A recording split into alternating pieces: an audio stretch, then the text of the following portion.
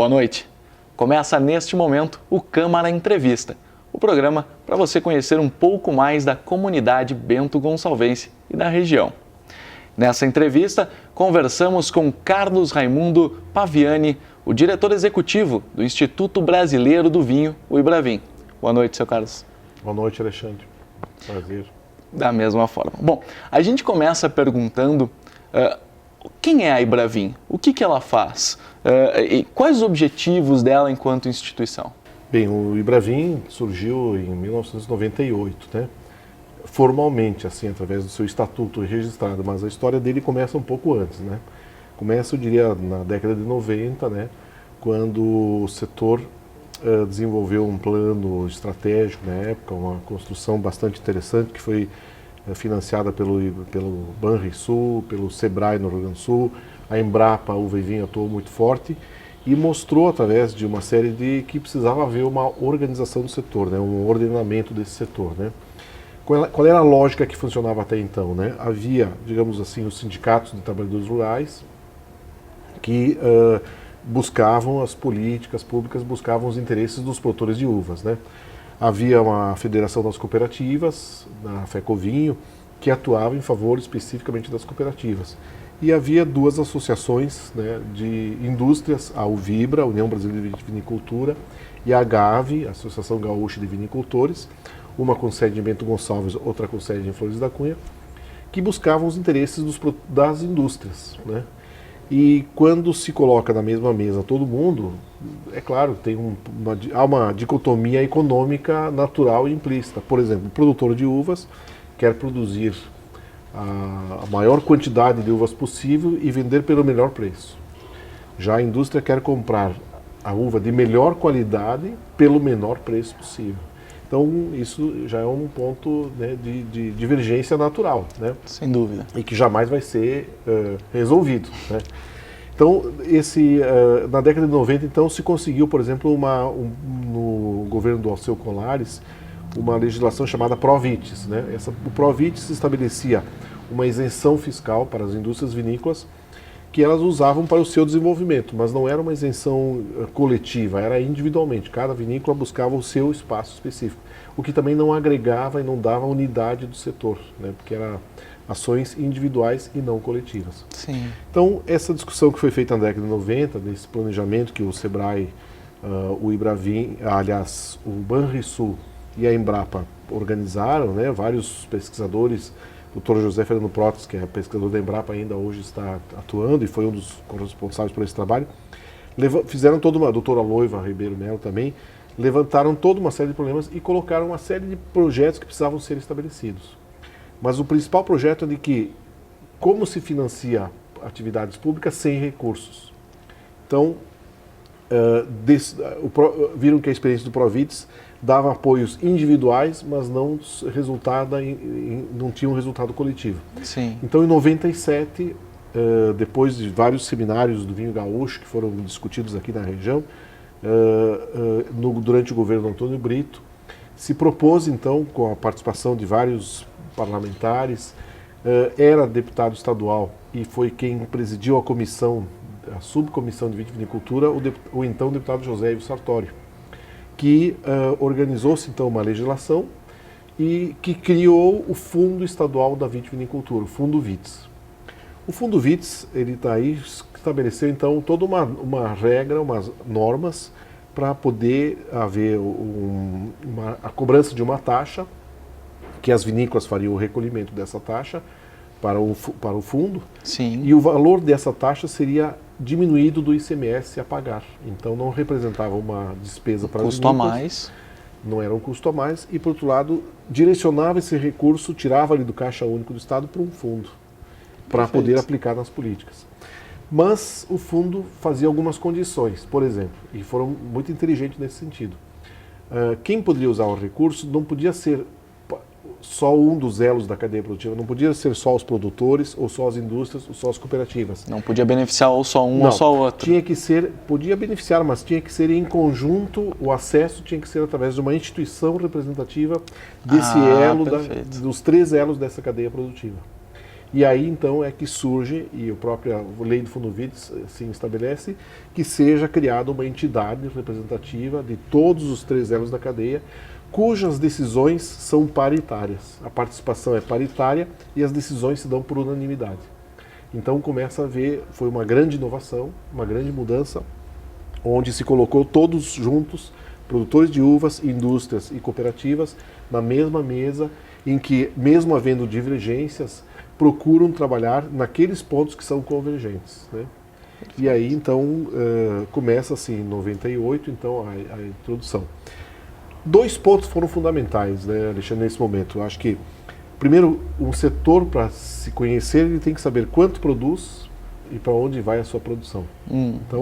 Então, o primeiro instrumento que foi oficializado, o primeiro projeto que o Ibravin, o sistema Fundovitz, financia e começa a executar, em parceria com o Embrapa, com a Secretaria da Agricultura, com o Ministério da Agricultura, foi o cadastro vitivinícola, né? Que é onde dá, então, através desse cadastro, a quantidade de uvas produzidas e a quantidade de vinhos e sucos de uvas e espumantes elaborados e para onde são comercializados. Que é bem variável, né? Em função da produção. Em função da produção, em função das políticas públicas, em função do clima, em função de uma série de fatores, né? Então, mas era isso, né? Porque quais eram os grandes problemas da época, né? Na década de 90? Então, primeiro, não se tinha as informações suficientes para que houvesse fiscalização e controle da produção, tá? Você sabe que desde as bodas de Canaã, quando Jesus Cristo fez o primeiro milagre, né, que transformou água em vinho, essa perspectiva, digamos, ela se espalhou pelo mundo inteiro e sempre houve quem, de uma forma, quisesse ter mais renda, obter mais resultado, lucros, a partir de uma ação que não fosse tão aparentemente eficiente, mas não legal, né? Sim. Que era a adulteração, ou seja, espichar vinho com água e assim por diante. Então, essa é uma realidade que a gente tinha essa noção de que existia, mas não se sabia exatamente quanto era, como que era. Porque não se tinha o total da produção de uvas e vinhos. Nem fiscalização para tanto. E também não tinha existia fiscalização, sim, do Ministério da Secretaria, mas não tinha os instrumentos adequados. E aí vem, portanto, o segundo projeto importante, que foi a instalação ou a efetivação de um amplo e moderno laboratório de controle, né? O Laboratório de Referência Enológico, LAREN, que em 2001, então, foi inaugurado em Caxias do Sul, foi reinaugurado, porque o LAREN, o laboratório de referência, havia laboratórios em toda a região, aqui em Bento Gonçalves, em Farroupilha, em Caxias, em Flores da Cunha, em Garibaldi, eram os chamados laboratórios bromatológicos, né, que são da década de 50 ainda, laboratórios de análise de alimentos. Porém, esses laboratórios não tinham equipamentos e nem tecnologias para analisar alimentos, e muito menos o vinho e o suco. Então, eles existiam pro forma apenas para serviços burocráticos. Fisicamente, então, mas não efetivamente. Exato, né? Aqui em Bento Gonçalves está instalado aqui no centro, perto do Colégio Bento, né? O laboratório, o antigo laboratório, que hoje é sede também da Emater e de órgãos da Secretaria Estadual da Agricultura, né? Na verdade, esse laboratório, então, vem e se contrata profissionais, uma pesquisadora que recém havia se formado se doutorado em enologia na França, que é a doutora Regina van der Linde, que veio de volta, já trabalhava aqui no setor, e ela então foi contratada para organizar e comprar os equipamentos desse laboratório. Então foi investido na época em torno de 5 a 6 milhões de reais, na verdade foi um grande volume de investimento, onde foi instalado todo um laboratório para controle do vinho e para evitar a fraude, digamos assim, né? Para controlar a qualidade. Exatamente, controle da qualidade. Então, esses 2 projetos, o cadastro vitivinícola e o laboratório, são na verdade, e veja bem, Alexandre, essas 2 atividades não seriam atividades de um instituto como é o Ibravin, porque seriam atividades públicas. Mas por que o Ministério não faz, por exemplo, né? Então, a gente começa a entender a lógica da política, né? E da política agrícola, que no Brasil, por exemplo, o Ministério da Agricultura tem foco muito grande no café, no açúcar, na soja, no álcool, né, naquelas culturas que são na carne, né, que são exportadoras e que são grandes economias, na verdade, né?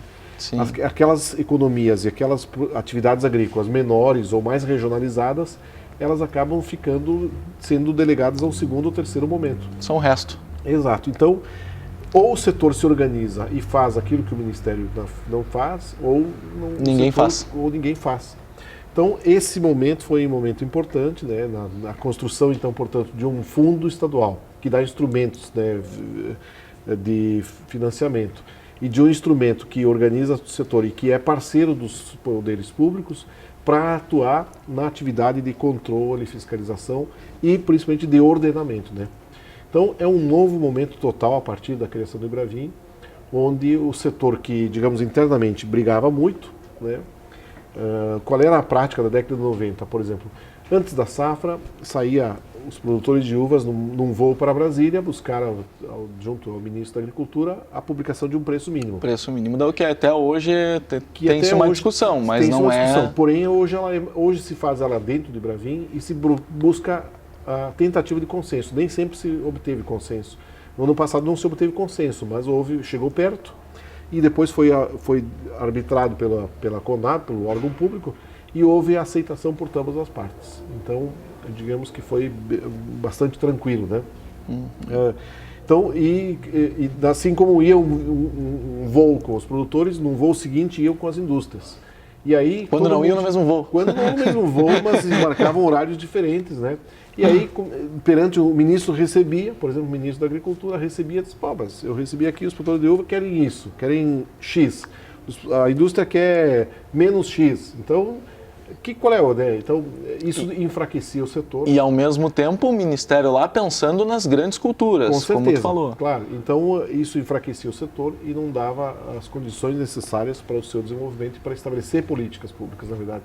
Então, e esse é um grande desafio ainda do setor, né? Nós temos no estado do Rio Grande do Sul uma organização setorial bastante importante, um fundo, uma legislação estadual, e temos elementos, digamos, de uma política nacional, embora ainda ela não esteja totalmente configurada, né? Que nós estamos trabalhando por projetos ainda de ampliação, digamos, desses instrumentos que nós temos no Rio Grande do Sul para todo o Brasil, né? Bom, é inegável que houve um crescimento em todas as áreas a partir da criação do Ibravin, dentro da área vitivinícola, obviamente. Mas que tipo de destaque tu daria? O que mais evoluiu? O que já está num patamar interessante na visão do Ibravin? Bom, Alexandre, eu acho que um dos aspectos foi, nós tivemos primeiro, evolução da área plantada, né? Nós tínhamos na década de 80, 90, 28, 30 mil hectares, hoje são quase mais de 40 mil hectares. Então houve uma grande evolução de área plantada, né? Quer dizer, houve organização, o produtor mais tranquilo pode plantar vinhedo, o seu parreiral, ter onde comercializar e assim por diante, né? Também diminuiu, digamos assim, o excesso de produção. Quer dizer, mesmo nessa safra aqui, que tivemos um aumento, né, produziu cerca de 10% ou talvez 15% mais do que o ano passado, mas não houve dificuldade de colocação da produção, ou seja, então está havendo um direcionamento da produção de uvas que é absorvida pelos agroindústrias e, portanto, pelo mercado, né? Chegou a ter até, inclusive, uma redução de estoque. Uma redução de estoques, exatamente, nesse ano, né? Nos últimos 2 anos tivemos redução de estoques, na verdade, né? Então, esse é um fato positivo, né? Digamos, uma reorganização também interna do setor, por exemplo, nos últimos anos, né? Há 15 anos atrás não se falava quase em suco de uva. O suco integral nem existia. Existia o suco que era concentrado e que apenas servia como base. O suco concentrado, ele é produto semi-acabado para uma indústria engarrafadora de sucos ou néctares desenvolver sua produção. E quase não se vendia suco natural integral, na verdade. Então esse produto surgiu dessa organização e hoje ele representa mais de 50% de todo o que é produzido, né? Cara. Então o suco de uva, tanto o natural como o integral, como o concentrado, já passa mais de 52% da uva produzida no ano passado, por exemplo, foi convertida em suco de uva. Passa a produção somada de vinhos e espumantes e todos os demais derivados da uva e do vinho. Isso é um dado interessante. Essa é uma mudança que ela foi fundamental nesses últimos anos. E isso deu rentabilidade para o produtor, deu rentabilidade para as vinícolas, né? Quer dizer, se por um lado nós temos uma dificuldade de concorrer com os vinhos finos, com importados, etc. Tal, no suco de uva nós concorremos com o suco de laranja, com o de maçã, né? Não temos... É um outro mercado, uma parte do mercado que cresceu, se desenvolveu, que não existia. Então, outra questão importante, eu acho que o controle da qualidade, né? Hoje nós temos com mais garantia, né, o acesso a produtos de boa qualidade, né? Não há dúvida é inegável a evolução qualitativa dos últimos 15, 20 anos dos produtos vitivinícolas, seja do suco, do vinho, dos vinhos de mesa, dos espumantes, de todos os produtos elaborados pela cadeia vitivinícola, né? Então, acho que são ganhos importantes, né, que deram, na verdade, sustentabilidade e competitividade para esse setor, né? É uma cadeia, na verdade. Acaba aumentando a produção porque sabe se tem o aumento do mercado. Claro. E nisso tudo, como tu falou, houve um aumento do consumo que também é inegável. Tem até os dados aqui que foram passados, inclusive, pela Ebravin, né? O consumo, a comercialização aumentou ano passado em suco de uva, em espumantes, na verdade, né? E as exportações também foram importantes no ano passado, né? Nós tivemos um ano que, em função da Copa do Mundo, etc. e tal, exatamente, a dificuldade que tivemos de concorrer internamente aqui com a cerveja, com outros vinhos de outros países, nós tivemos uma facilidade em exportar porque o ano da Copa do Mundo o Brasil ficou em evidência e os compradores compraram mais quantidade de produtos lá fora, né? Então, é nesse ponto que eu queria chegar, porque me chamou a atenção realmente a questão do valor na exportação de vinhos e espumantes finos, 85% de aumento. Tu falou a respeito da Copa do Mundo. Certo. Tem como se manter isso para os próximos anos? Eu diria assim, olha, vai ser um desafio, né? Não é fácil. A gente sabe que esse ano, se nós conseguirmos manter o mesmo volume do ano passado, será importante. Talvez a gente não consiga. Mesmo assim, vamos estar num patamar superior ao dos anos anteriores.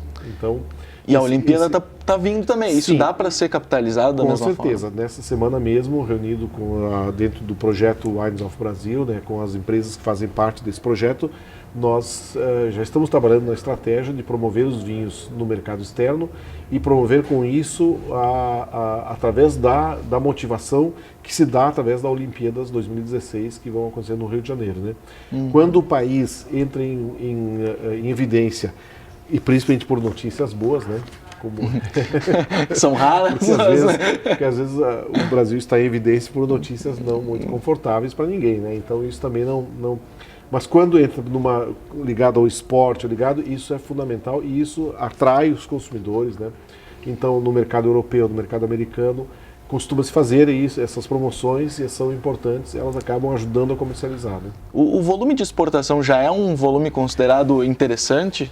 Alexandre, eu diria que ainda ele é um volume relativamente pequeno, né? Porque nós exportamos cerca de 3 milhões de litros de vinho, não é muito grande, mas como nós produzimos, vendemos no mercado interno 19 milhões de litros, então já é quase 15% da produção de vinhos finos, na verdade, né? Então já é um volume bastante importante. Trata-se de um volume Embora, substancial. por outro lado, mas a maior importância, eu diria, é que são pequenas e médias vinícolas. Claro que alguns dizem que temos vinícolas grandes, eu diria que nós temos vinícolas médias, né? Mesmo a Salton, a Miolo, que são a Aurora, por exemplo, eu consideraria em relação a outros setores são vinícolas médias, né? Eu diria, né? Ou em relação a uma Concha e Toro, por exemplo, né? Então nós somos, mas mesmo assim, para pequenas vinícolas, como a Lídio Carraro, por exemplo, que é um exemplo na exportação, sem dúvida, a exportação se torna algo muito importante, uma receita e também uma forma de entender o mercado, porque quando a gente vende o produto para o mercado mundial, é mais fácil de competir no mercado local, inclusive. Então essa é e na comunicação a gente tem isso, na verdade, né? Ou na cultura, né? Cante a sua aldeia e você será universal, né? De um modo geral, na comercialização de vinhos, hoje o vinho é um dos produtos mais globalizados, Alexandre. É só ir em qualquer supermercado aqui de Bento Gonçalves que a gente vai encontrar. Claro que aqui ainda nós temos supermercado que prioriza os vinhos locais, né? Mas também encontramos uma grande variedade e diversidade de países. Então, ou seja, talvez só os cosméticos tenham essa troca tão grande quanto os vinhos, né? E um último dado importante, né? Nos últimos 10 anos, dobrou a quantidade de vinhos que são exportados no mundo. Ou seja, para qualquer... mais de 30% dos vinhos hoje produzidos são exportados. Em qualquer país, não apenas no Brasil. Na média, no mundo, né? Perfeito. Então, isso mostra o quanto globalizado é esse setor e o quanto há troca de produtos, né?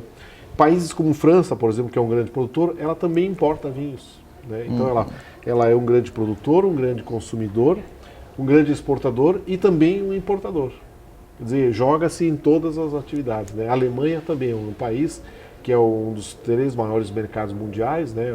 A Inglaterra, Estados Unidos e a Alemanha são os 3 maiores consumidores em volume de vinhos no mundo, né? A Alemanha, ela produz, metade do que ela produz, ela exporta.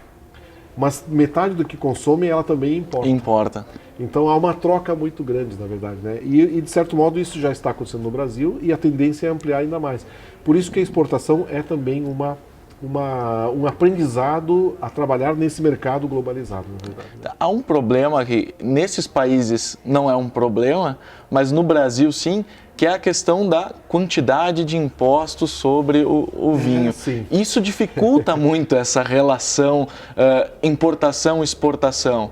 Lá em 2012 teve a questão da salvaguarda, que foi daqui a pouco uma conquista mesmo do vinho brasileiro, mas que depois precisou ser escanteada. Exatamente. Então, como é que está essa relação com o vinho importado, vinho exportado, que ainda prejudica? O Brasil, de toda forma, sai prejudicado em função da carga de impostos. Claro. Então, Alexandre, um aspecto que você taxa é dos impostos, né? Então, aqui caberia um pequeno parênteses para dizer, por exemplo, né? Nós importamos a rolha, toda a rolha, a cortiça vem de Espanha ou Portugal, né? E os chilenos importam, os argentinos importam. Só que quando nós importamos a rolha, nós pagamos imposto de importação. Quando nós industrializamos a rolha, ou seja, damos o corte ou imprimimos a marca da vinícola, esse processo denominado de industrialização, pagamos o IPI, que é o Imposto sobre Produto Industrializado. E isso tudo vai agregando custos, né? Vai agregando custos, vai aumentando o custo desses produtos. No Chile, por exemplo, a importação da rolha, 0 de impostos. A industrialização da rolha, 0 de impostos. Quer dizer, ela só vai ser tributada quando a rolha estiver fechando a garrafa e o vinho for comercializado. Vai ser tributado por garrafa. Por garrafa. Então, ela não tem o imposto de importação da rolha, o IPI da rolha, como nós temos aqui, né? Então, aqui nós temos vários impostos. Na verdade, é o Sistema Brasil, né? O Custo Brasil, chamado, né? De logística e de impostos, principalmente, que ele acaba onerando em todos os elos, em todos os momentos dessa cadeia de valor que vai se estabelecendo, né?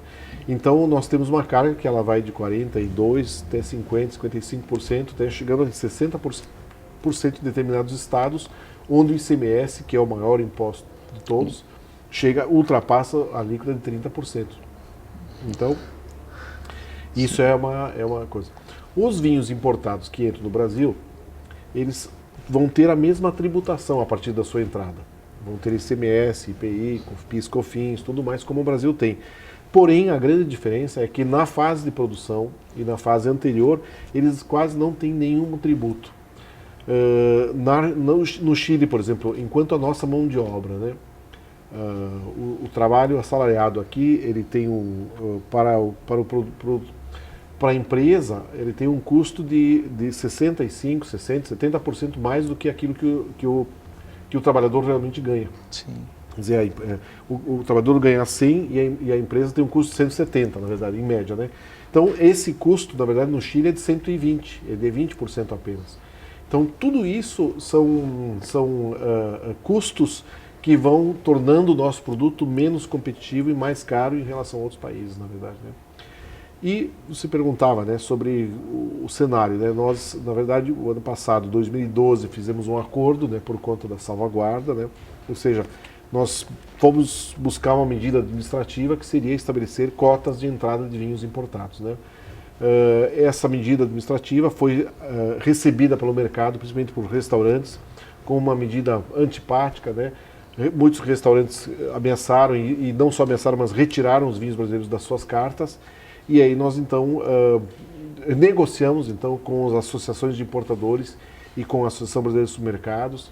Teve também a participação da AGAS, a Associação Gaúcha de Supermercados, e a presença e um destaque aqui para a atuação do presidente da AGAS, que é Bento Gonçalves, né, o Antônio Longo, né, que atuou em favor do setor vitivinícola. E naquele momento, então, se negociou um acordo de cooperação para ampliar a comercialização de vinhos brasileiros no mercado brasileiro, né? Então, esse acordo deu certo. Em 2012 houve crescimento, em 2013 houve uma redução, mas em 2014 já houve um aumento de novo das importações acima do normal, né? Então, ele ainda está em fase de discussão, né? Ou seja, várias ações práticas foram sendo estabelecidas, mas a gente entende que é uma conquista que tem que ser feita aos poucos. Dia a dia. E negociada mais do que, ao invés de brigar, é melhor se aliar, digamos assim, no sentido de buscar um mercado, né? Então, buscar mercado, buscar as condições adequadas. E tem outra realidade, eu diria assim. Hoje nós sabemos que temos que conviver com os produtos importados, né? Então a gente isso não diminui ninguém, pelo contrário, se a gente consegue competir com os importados também, nos dá ainda mais força e mais fôlego, e o que comprova ainda mais nossa qualidade, nossas condições de estar nesse mercado. Legal. E tratando novamente do mercado interno, onde é que está o principal consumidor do Brasil? Opa, em termos per capita, é o Rio Grande do Sul, né? Rio Grande do Sul. Sem dúvida nenhuma. Eu diria que nós consumimos aqui talvez 6, 7, 8 litros per capita, né? E talvez nem tenhamos todo o controle, porque ainda se tem muito vinho elaborado artesanalmente. Isso mês? Região. Ano, né? Ano. 8 litros per capita ano, né? Perfeito. Então, na Serra deve ser bem mais, né? Se for pela minha base... Ela em casa mais, um pouquinho mais. Com certeza. Então, mas já no Brasil a média é 2 litros per capita, né, de consumo ano, né? Bem mais baixo. Então, digamos, consumo per capita no Brasil, mas nós temos apenas 11, 12 milhões de habitantes. Então, né? O segundo maior consumidor em volume é o estado de São Paulo, né? E aí, por consequência, a região sudeste, né? São Paulo, Rio, Minas, são grandes consumidores também de vinhos. Depois o Paraná, Santa Catarina e Rio Grande do Sul. Então a região sul e sudeste é a região maior consumidora, né? Mas eu diria que 50% do consumo hoje está na região sudeste, né? E isso estabelece, Alexandre, um outro problema, né? Nós temos, por exemplo, as duas maiores regiões produtoras de vinhos, ou aqui no sul, incluindo o Rio Grande do Sul e Santa Catarina, né? Ou no Nordeste, o Vale de São Francisco, né? E o grande mercado, 50% dele, então nós temos 100% da produção no Sul ou no Nordeste e 50% do mercado no Sudeste. No meio do caminho. No meio do caminho. Há alguns milhares de quilômetros de distância, né? Então esse é um problema para o Brasil, né? Digamos, se tu pensares comparativamente à Europa, a França, a Espanha, etc. Primeiro porque todas as regiões, todos esses países produzem. Então eles atendem esses mercados locais muito mais facilmente, né? Por outro lado, nós temos aqui uma distância de logística, né? E não temos as mesmas condições de estradas ou de trens, né? Para transportar, né? Que modal ferroviário, por exemplo, como tem, ou até mesmo por navegação, né? Hoje, embora já tenha algumas vinícolas que já inauguraram esse sistema, que fazem entregas de vinhos para a região Nordeste, embarcando pelo Porto de Rio Grande e indo até Recife de navio. Então já tem vinícolas usando o modal naval para fazer entregas no Nordeste, o que de certo modo diminui alguns custos aí no transporte, na verdade, né? Então ainda precisamos nos modernizar nessa questão de logística ainda, né? Uhum. Bom, falamos em mercado consumidor.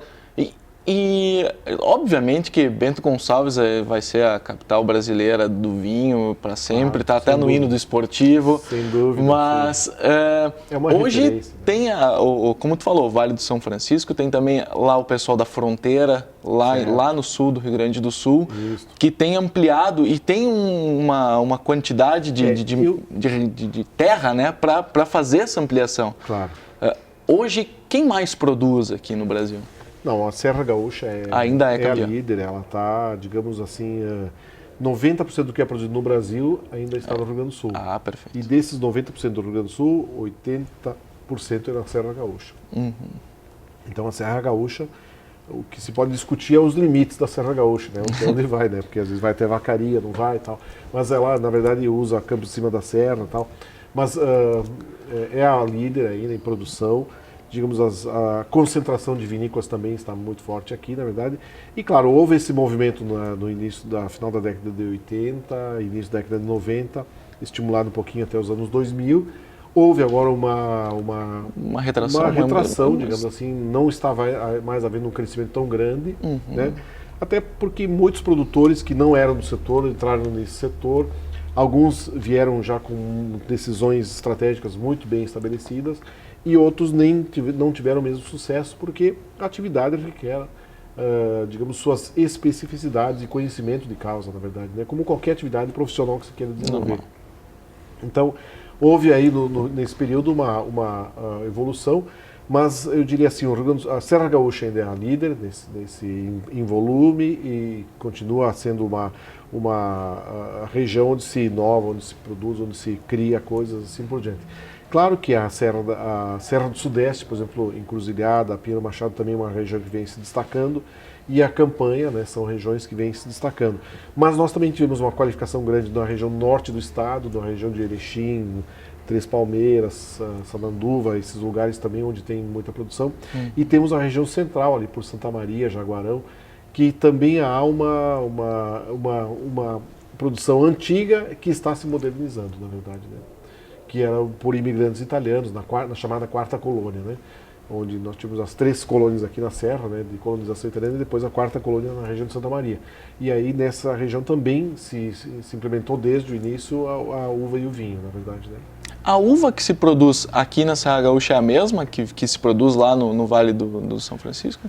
Eu diria que tem particularidades diversas, né? Mas algumas variedades experimentadas, por exemplo, no Vale de São Francisco não deram muito certo, a gente sabe disso. Em compensação, teve outras que não estão muito fortes aqui, que lá tem uma boa resposta, né? Agora lá, o que é o Vale de São Francisco? Lá foi uma região que ela nasceu para produzir uvas para a mesa, né? Para consumo in natura. E ela é uma região exportadora de uvas, né? Ela se destaca a nível de Brasil e no cenário mundial porque se exporta grande parte da produção de lá para a Europa e para outros países, né? Lá se colhe 2 vezes por ano. Se colhe 2 até 3 vezes por ano, na verdade, né? Então, na média, 2 safras e meia por ano, né? Em cada área, né? Mas na verdade, o que acontece? Onde se produz uvas, mesmo que seja para a mesa, acaba sempre sobrando, ou porque ela não tem aparência, etc., ou porque o mercado não respondeu, e acaba tendo que então transformar essa uva em produtos que pode ser suco, ou vinho, ou derivados, né? Então, onde se produz uva, acaba se produzindo vinho. E onde se produz e se consome, se acaba também difundindo a cultura do vinho, que é importante e que é positivo para o Brasil, né? Uma região que jamais se esperava que há 50 anos atrás tivesse cultura do vinho, na verdade. Então ela acaba se estabelecendo lá também. Muitos gaúchos, bento gonçalvenses, garibaldenses estão lá produzindo lá no Vale de São Francisco, né? E orgulho a gente também, eu diria, pelo trabalho que desenvolve, pela dificuldade, né, climática, pelo solo, etc e tal, sem água, mas que, dominando as técnicas de irrigação, desenvolveram uma bela região, na verdade, produtiva, né? E que também, com suas dificuldades, mas que está se evoluindo também, né? Finalizamos agora o primeiro bloco da nossa entrevista e já retornamos com o segundo bloco.